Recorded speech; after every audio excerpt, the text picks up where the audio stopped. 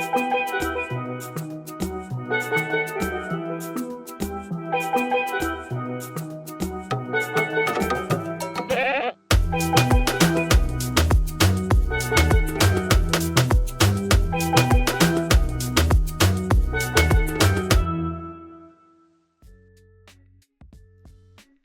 pour notre itinéraire à Ocean Gate, en fait, on s'est inspiré du site internet de Two Wheeled Wanderer de Bex Timbers. Et donc en fait, elle explique un peu tout son itinéraire, ce qu'elle ferait différemment, etc. à Ocean Gate. Et tout en bas, il y a les traces GPX qu'on peut trouver tout en bas de son site internet. Et donc nous avons pris ici. D'accord, donc vous avez Ocean Gate plus Valley Roro, Rainbow Mountain Quick Exit, si on ne veut pas faire la Valley Roro, et Pitumarca à Chilca. Et donc là, en cliquant ici, on tombe sur Ride with GPS, où on voit donc notre itinéraire ici à Ocean Gate. Donc on part de Chilca, nous sommes actuellement à Pitumarca, on va monter à Chilca. Chilca, on va monter au camp de base, à la base, avant la première ascension, avant le premier col de Campa. Après, on va dormir à la lagune au nord de Ocean Gate. Là, on arrive à Upis, on redescend, on contourne en fait le mont Ocean Gate.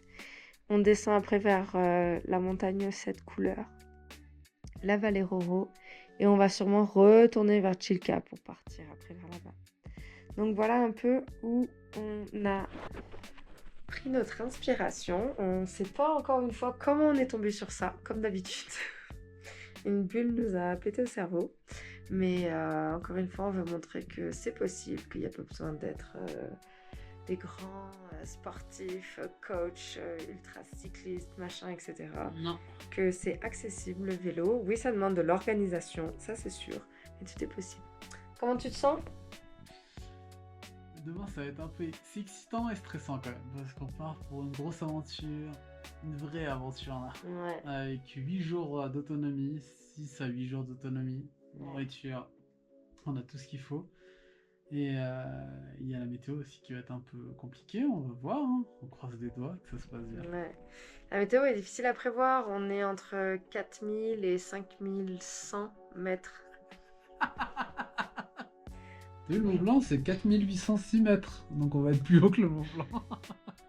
Juste demain, on se rend à Chilca, la première ville, et on est déjà au-dessus de tout ce qu'on a été depuis le début.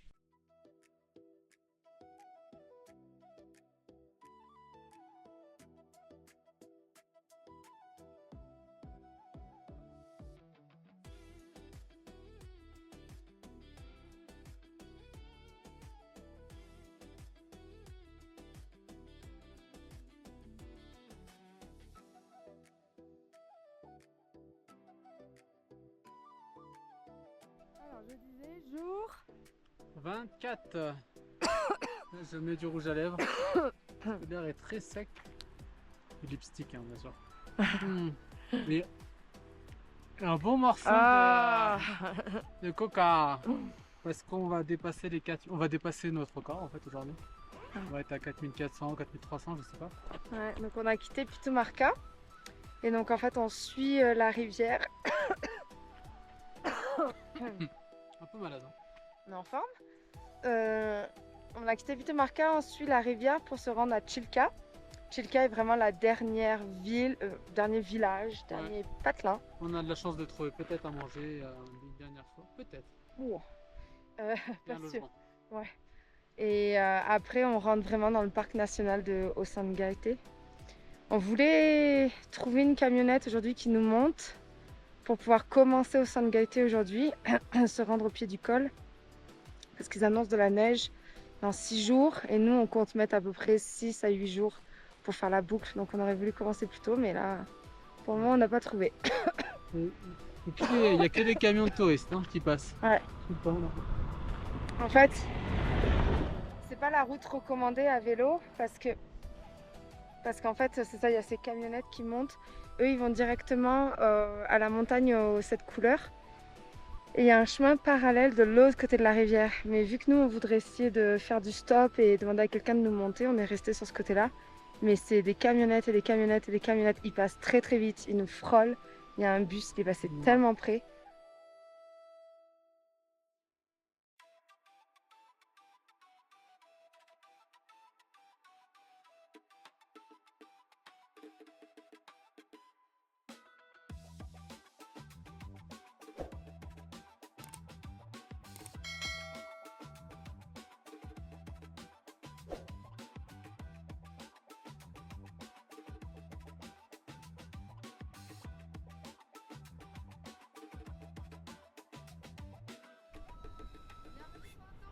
On est sur l'autoroute. Voilà la gueule de l'autoroute.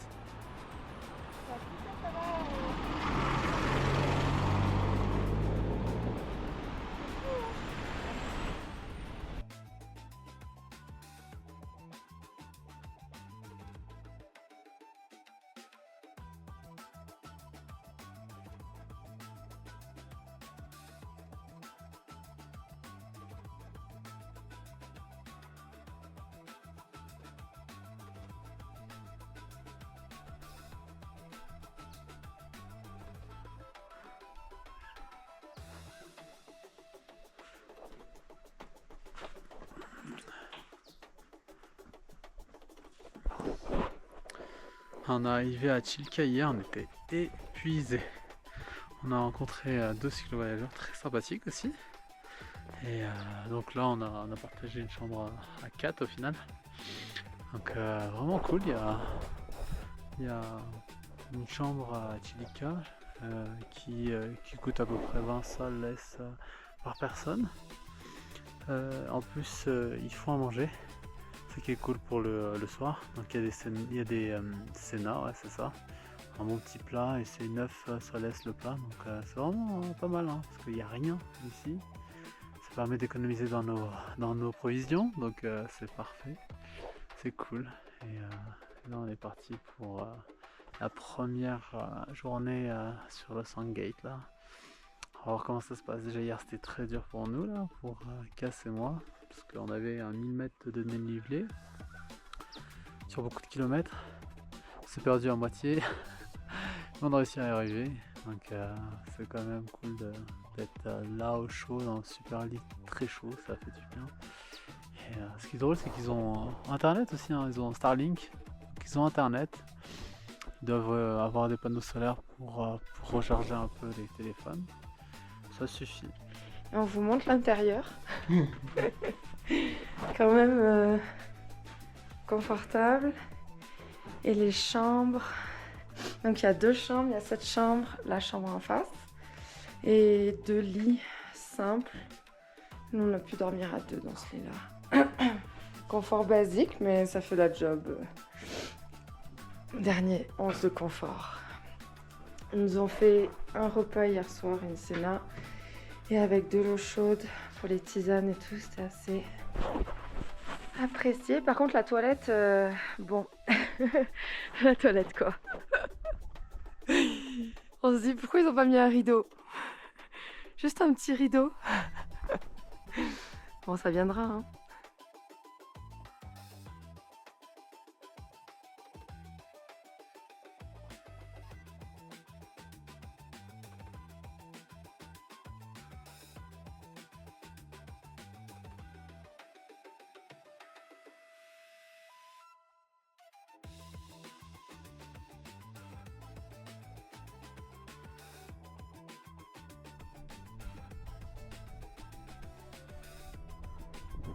Toujours une petite inquiétude avec la pluie, hein. Surtout à 5000 mètres d'altitude. Ah là on n'est pas à 5000, on est à 4400, je sais pas. Ça gèle quoi, ça gèle. Il fait froid quand même. Dès qu'il y a des nuages, il fait vraiment froid. Et là, on ressent quelques gouttes de pluie, donc on va avancer et se trouver un petit spot au cas où si vraiment c'est la merde. Mais ça reste magnifique, trop beau quoi. Des chevaux en bas, des lamas et des alpagas en bas. Et là-haut, le mont Sanghaete. Je sais pas si c'est celui-là, je pense que oui. Je suis pas certaine. C'est quand même très haut là-bas. Hein. Ouais, mais T'es pas sûr? non. Putain, la pluie s'en vient. C'est bon, on est reparti sur les habits de, de protection max. Ça là, on a eu le petit tips par plusieurs cyclo-voyageurs. Franchement, il n'y a rien de mieux que des gants de ménage contre la pluie. Il fait quand même froid. Ça va. Regardez, mon habit de cosmonaute aussi. Trop beau. Et mon eau avec de l'électrolyte. Ouais. Ça aide quand même pas mal. Ouais. Allez, On est parti. montée. Ouais.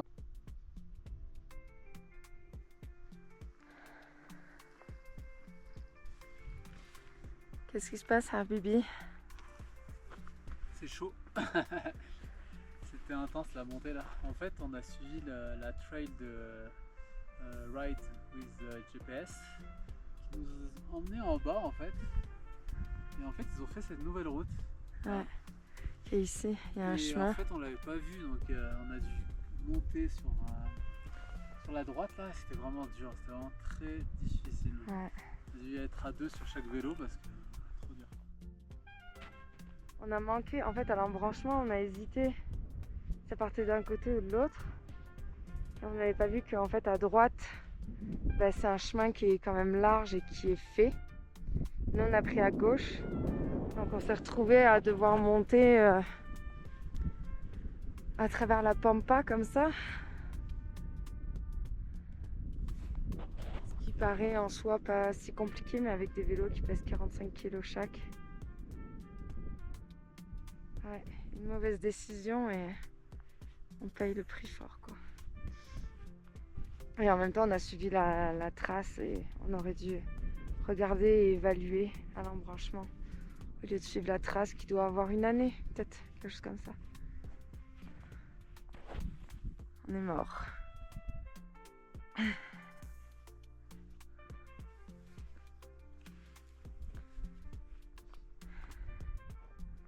Elle est belle ta combinaison de cosmonaute de pluie. Entre ces deux trucs, les deux sont assez vaches. J'espère que ça tient 100 kg quoi. Oula. Ça va toi? Oui, ça va.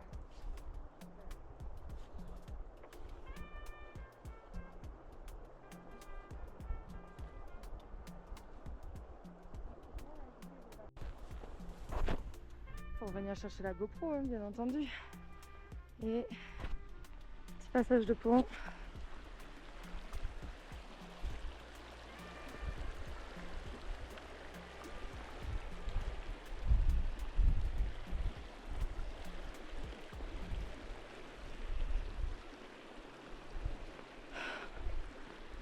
Alors qu'est-ce que vous nous préparez madame? Donc ça en fait à Pitumarca il n'y avait rien pour le déjeuner quand j'ai présenté les stocks.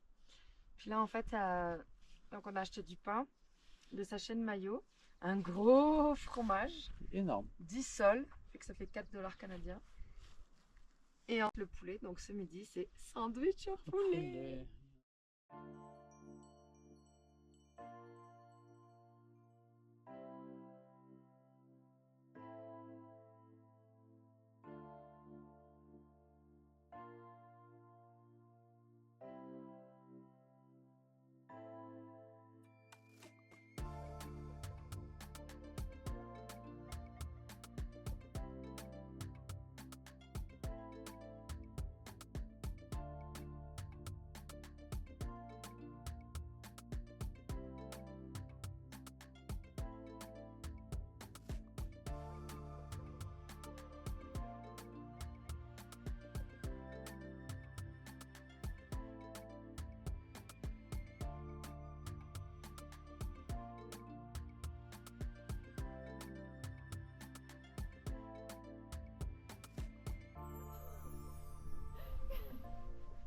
Ça va, puis enfin.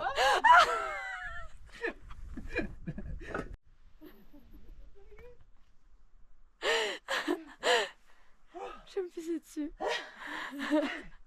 Tout ça pourquoi? Pour un Wi-Fi. Parce qu'on a vu qu'il y a une borne Wi-Fi. Et Habibou il est rentré pour l'allumer. Mais essayer de trouver le code. Il y avait des papiers avec plein de codes. Mais aucun ne fonctionnait. Tout ça. Oh là là là là là là là là là là, c'est n'importe quoi. Tout ça parce que on n'a pas averti les parents que on n'aurait plus d'internet pendant 8 jours. Moi je sais que ma mère elle va s'inquiéter. Ses parents ils vont s'inquiéter. Donc vous vous rendez compte les parents, tout ce qu'il fait pour obtenir un Wi-Fi. On est jour 26 et on est 3e journée sur la Ocean Gate Loop. On est à l'entrée. Ouais, on attaque notre 3e journée. Ouais, Pitomarca, Chilka. Chilka, oui c'est ça. Chilka ici. Petit camp à 10 km de Chilka. On est à 4600 mètres d'altitude, c'est pour ça qu'on a du mal à parler. Ouais. Et on a dormi dans cette petite hutte là-bas. On a mis notre tente là-bas et c'était contre le vent, c'était parfait. Mais le matin, il n'y avait pas de soleil là-bas, donc on a gelé. Ouais. Dès qu'on est sorti, il faisait vraiment très chaud, donc c'est vraiment agréable. Ici, nous avons une belle cabane où il y a une petite madame qui arrive pour vous ouvrir le Wi-Fi. Et il y a un panneau solaire si on veut brancher l'électricité. Il y a des toilettes aussi très propres, donc c'est vraiment bien. Mais par contre, il faut négocier le prix. Hein. C'est pas gratuit, surtout si la madame vient. On peut passer, aller aux toilettes et repartir, mais si vous voulez le Wi-Fi, c'est 10 soles par heure. Et pour le campement, normalement c'était 20 soles, mais j'ai négocié à 5. On était comme, il n'y a pas moyen. En fait, il n'y avait pas d'eau initialement.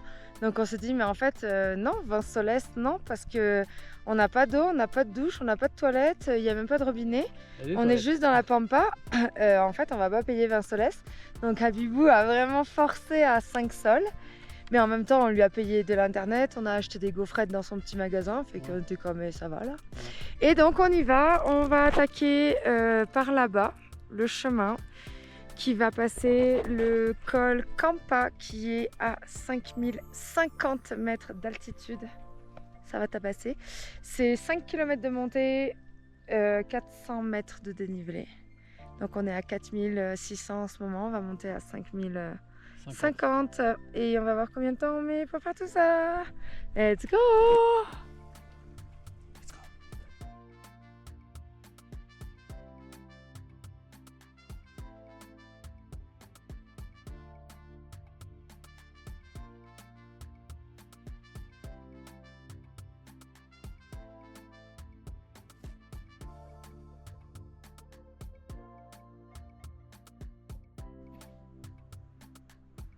On vient de passer 45 minutes à traverser ce bourbier, il n'y a pas d'autre mot. C'est genre de la petite mousse imbibée d'eau. L'eau ruisselle de partout. Et, le vélo rentre dans les trous et t'as la moitié de ton vélo qui est enfoncé dans l'eau et va remonter ça quoi. Tes pieds sont autant enfoncés. On est mort. Et on n'a même pas fait une borne. On est éclaté. Mais encore une fois, on veut montrer que c'est possible, qu'il n'y a pas besoin d'être des grands sportifs, coachs, ultra cyclistes, machin, etc. Non. Que c'est accessible le vélo. Franchement, pourquoi faire au Ocean Gate Loop à vélo? Quelle idée franchement. Ça se fait très bien à pied ou à cheval. Ouais, à pied ça aurait été parfait. Hein. À pied, c'est plus facile en fait. C'est dur. Trop dur là. On est à 4007 et on avance vraiment lentement. C'est le pire trek de notre vie quoi. C'est clair. En fait ça c'est un trek. C'est pas... c'est de la grosse roche comme ça. Qui se pédale pas quoi. Ou qui peut se pédaler mais complètement à vide. Pas quand tu dois être autonome 4 à 8 jours. Donc on fait juste se relayer. On pousse à deux à chaque fois les vélos. Après c'est trop beau.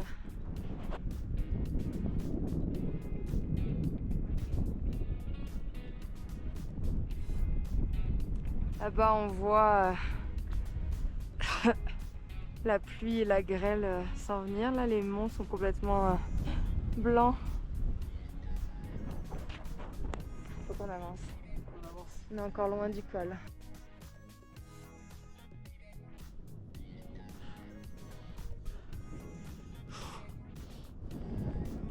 J'ai encore fait du vélo. sur la descente. Ah, j'ai hâte de voir ça. J'espère.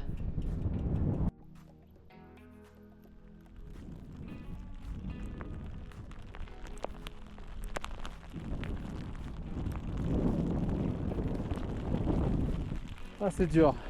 C'est tellement dur. Ça va, c'est juste de la grêle. Ouais, c'est juste de la grêle.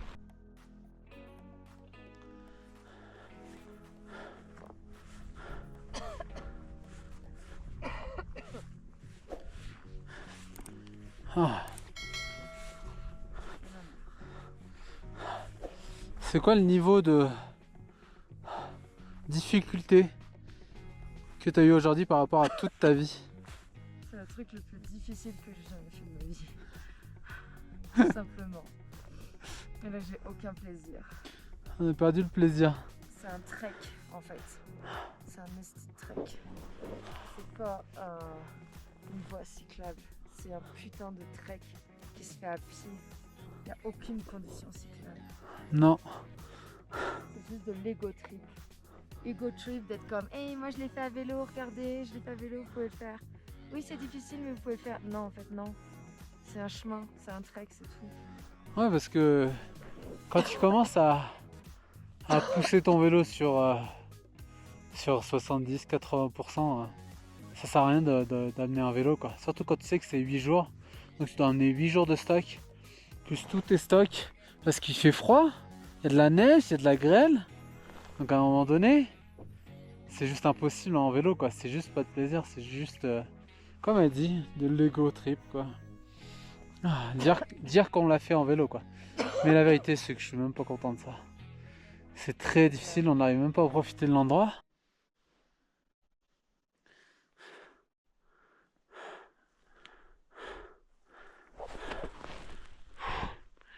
C'est dur. Faut qu'on y arrive avant qu'il fasse nuit. 4h30. Voilà. Ce qu'on voulait surtout pas qu'il arrive est arrivé. Après 7 heures d'ascension, on est arrivé au col de Campa. On était censé être sur le plat, puis la descente. Le sentier là-bas, il continue à monter. Fait que là, le soleil déclinait derrière la montagne, il a commencé à faire froid. On n'a pas eu le choix de monter le campement à 5050 mètres d'altitude. On a bien dormi quand même. Et du coup, hier soir, on a pris une décision. Amubi va vous en parler. Regardez où est-ce qu'on est, quand même. Et oui, on a 5050 mètres. Montagne juste en face de nous, magnifique. Il doit être 6 h du matin. Il fait quand même encore un peu froid, mais ça commence à goûter en fait dans la tente. Et on a quand même bien dormi. Donc ouais, la décision en fait, c'est que on fait demi-tour en fait. On va faire demi-tour parce que c'est beaucoup trop dur pour nous. On avait suivi le site de bikepacking.com qui disait que c'était un trek difficile en vélo, mais en fait c'est pas du tout fait pour le vélo, quoi.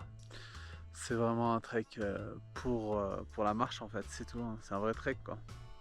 Les roches, c'est presque comme si tu montais des escaliers, mais avec un vélo chargé pour 8 jours de nourriture. Et nous on n'avait pas l'argent pour faire du bikepacking ultra light, donc avoir des matériels ultra légers. C'est la seule manière de survivre là-dedans. Et on n'a pas la condition physique non plus, hein. Nous on est des cyclistes de Montréal, quoi. C'est même pas vrai parce qu'on a fait quand même 6 mois en Asie et on a quand même fait 6000 km et dans les montagnes du Vietnam. Mais c'est pas la même chose ici, c'est vraiment pas la même chose. Non, et puis c'est surtout qu'il y a quand même 3 cols à 5000 à passer. Ouais. Et moi, je repasse pas une seule journée supplémentaire comme celle qu'on vient de passer d'hier. Le sentier, on l'a fait 3 fois. Ouais. On pousse un vélo, on descend, on repousse le deuxième vélo. Fait que là, en fait, hier, là je sais pas, on a dû faire 5-6 km sur les 10 prévus. Mais en fait, les 5 km, on en a fait 15, quoi. Et on avale partout et c'est hors de question qu'on fasse ça 3 fois. En fait, je regrette trop de ne pas l'avoir fait à pied, quoi. Je suis dégoûtée. Juste parce qu'on a vu que quelques personnes le faisaient à vélo. On a décidé de faire à vélo, mais quelle connerie quoi. Quelle connerie. C'est un trek. C'est un trek qui se fait à pied. Ouais. Il n'y a rien de cyclable en fait. Ouais. Bref. Enfin, toute la première partie, c'est pas cyclable. Hein. Je pense que la suite, ça devrait être pareil. Hein, en vrai. Ah. Mais quelle vue! Ouais. Quelle vue! Et oui, dormir à 5000 mètres d'altitude, bah ça fait un peu mal au crâne là, on a un peu mal au crâne. Mais bizarrement, on a bien dormi. Trop bien dormi, fatigué je pense comme on était hier, c'était parfait. Sur ce dernier éclat de colère, nous choisissons de détourner le regard et de laisser fondre la frustration sous le soleil nouveau du matin. Alors, lentement, nous levons les yeux sur les montagnes qui nous entourent. La lumière du jour naissant s'y dépose, douce et neuve. Nous mesurons la chance d'être parvenus jusqu'ici, au cœur de cet ailleurs rude et pur, où la beauté sauvage nous gifle comme pour nous réveiller de la noirceur de la veille. Le temps est à la contemplation.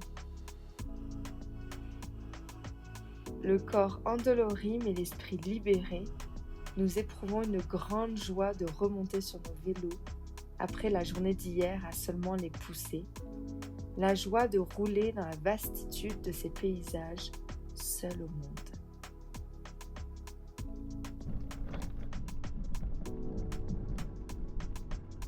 Youhou! Ah!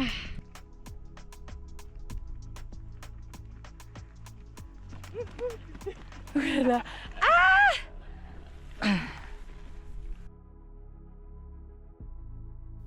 Tout le long de la descente, nous nous demandons où avons-nous trouvé la force de monter ce sentier si abrupt? Comment avons-nous fait pour pousser 7 heures de temps nos 2 vélos de 45 kg chacun? La détermination et l'atteinte d'un objectif peuvent vraiment pousser le physique au précipice de ses limites. C'est le cœur gonflé d'émerveillement que nous quittons cet endroit qui nous aura marqués à jamais.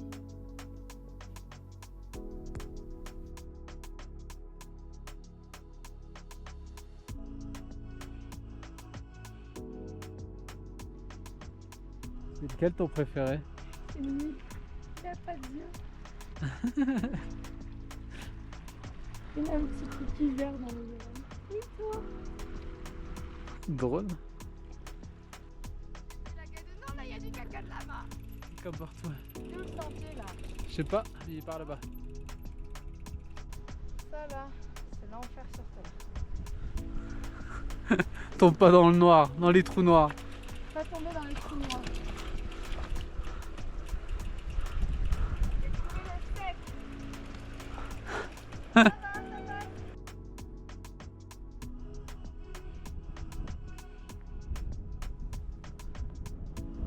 On descend?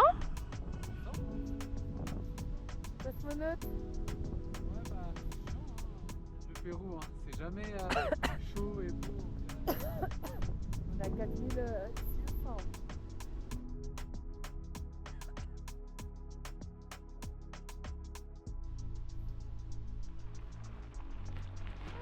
On retourne dans la civilisation. C'est bon, on a quitté Ocean Gate. La civilisation, c'est un grand mot, hein, Chilka. Chilka, c'est un petit patelin avec un hôtel et 2 dépanneurs, je pense, maximum. Pas d'électricité. Ouais. Et là, on quitte ces magnifiques montagnes. Cette vallée est magnifique pour vrai. Ouais. Je vous la conseille, mais à pied, hein.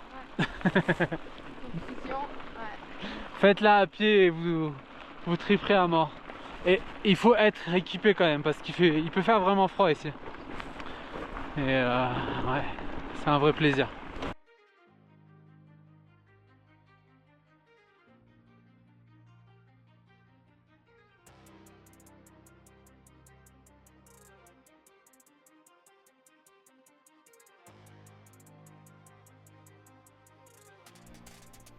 Pourquoi t'es habillé comme ça? Une fois qu'on descend, il fait un froid. J'ai sorti la doudoune, hein, carrément. En même temps, je pense que... Ah, regarde, il monte à à la montagne de cette couleur là. Putain, on est plein d'été. Les camions. Il y a des touristes qui dorment dedans. Ils partent de Cusco à 4-6 heures du matin. Hop, ils dorment dans la camionnette. Ils viennent jusque là. Ils viennent à la montagne de cette couleur. Clic, photo. Et ils repartent à Cusco. Ça, alors que nous, on galère comme des fous. Et on l'a même pas vu.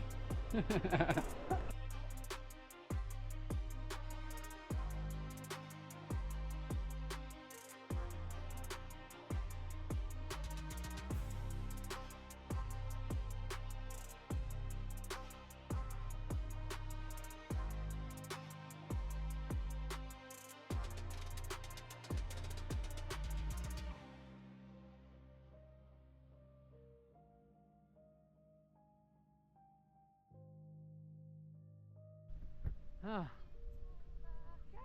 On est arrivé à Pitumarca. Aussi petit soit-il, ce village, c'est un gros retour à la civilisation. C'est ça. Adventure. On est, Gros retour à la civilisation. on va retrouver de quoi manger. Une douche chaude au bout de 4 jours. Ou 5, je sais plus. De l'électricité, l'internet. On revient à la civilisation. On est pas content. Allez. On se retrouve après une bonne douche. Alors, t'as aimé Pitumarca? Pitumarca, c'est tout petit. Petit. Tout le monde nous connaît. Et on va dire qu'au début, quand on est arrivé, on trouvait qu'il n'y avait pas grand chose, etc. Mais après être monté au Sangate et à Chilca, on se dit finalement Pitumarca c'est bien. Quand même pas mal de Il y a tout trucs. ce qu'il faut. Il y a à manger, il y a plusieurs restos, Il y a de l'électricité, il y a de la tienda, il y a de l'eau chaude. il y a de l'eau chaude. Juste déjà ça. T'as de la place à l'intérieur parce que là les gens ils commencent à rentrer. Hein. Non, c'est bon, on a 2 places alors. T'as mis des trucs. Oui, j'ai mis des trucs dessus. On va où? À Sicuani. Ça enchaîne. Journée, une grosse journée quand même, mais on fait pas de vélo. On est à peine arrivé à Sicuani. Direct, on a été pris en charge par la police pour nous amener La sécurité. à la gare d'autobus pour prendre le bus pour Juliaca. En fait, il y a 3 terminals de bus. Donc, il y en a un, c'est vraiment que, je crois, Sicuani Cusco. Il y en a un autre, c'est que je sais pas quoi. Et ici, c'est que, je pense, pour Juliaca. Moi, il y avait. Ouais, c'est ça, exact. Ouais. On a réussi à mettre les vélos sur le toit de ce truc. C'est vraiment haut, il y en a beaucoup d'affaires, donc on décale un peu partout dans le bus. Voilà, on espère juste que les dérailleurs, ça va bien aller sur le toit. Ouais, je pense que ça va aller. Pas trop clac, clac, clac. Ça va tabasser un peu. Mais... Et là, je suis en train de voir qu'il y a de la ventilation. Alors, j'espère qu'ils vont pas foutre la clim à fond. On a Direction Juliaca. C'est quand même 4 heures de route. Hein. Ouais, donc on gagne quand même une bonne... On fait ça parce qu'en fait, la route pour Juliaca est quand même connue pour être un peu dangereuse. Il y a quand même beaucoup de monde, elle est pas super le fun. Tout le monde nous le dit. Donc, Même les Péruviens, ils nous disent il y a beaucoup de trafic, il y a beaucoup de monde. On avait 2 choix. On devait aller soit à la montagne à partir de Sangate direction l'est. Ouais. Mais là, on n'en pouvait plus déjà des montagnes. Donc on a dit on va direct à Juliaca, on se repose un peu et on continue l'aventure. Autour de Titicaca.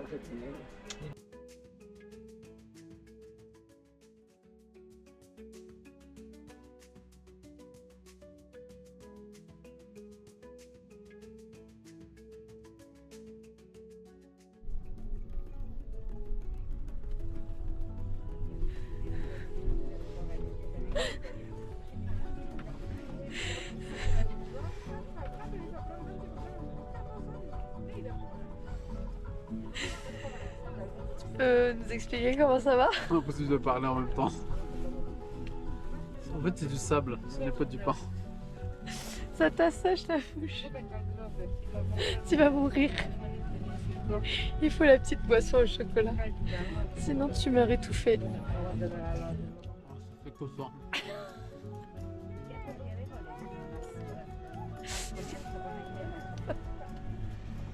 Les mecs ils achètent des plats à 20 soles, nous on a pris un truc à 2 et on est en train de mourir.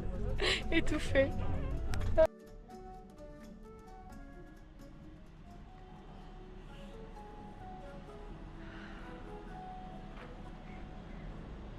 Ça va? Ouais. Le deuxième?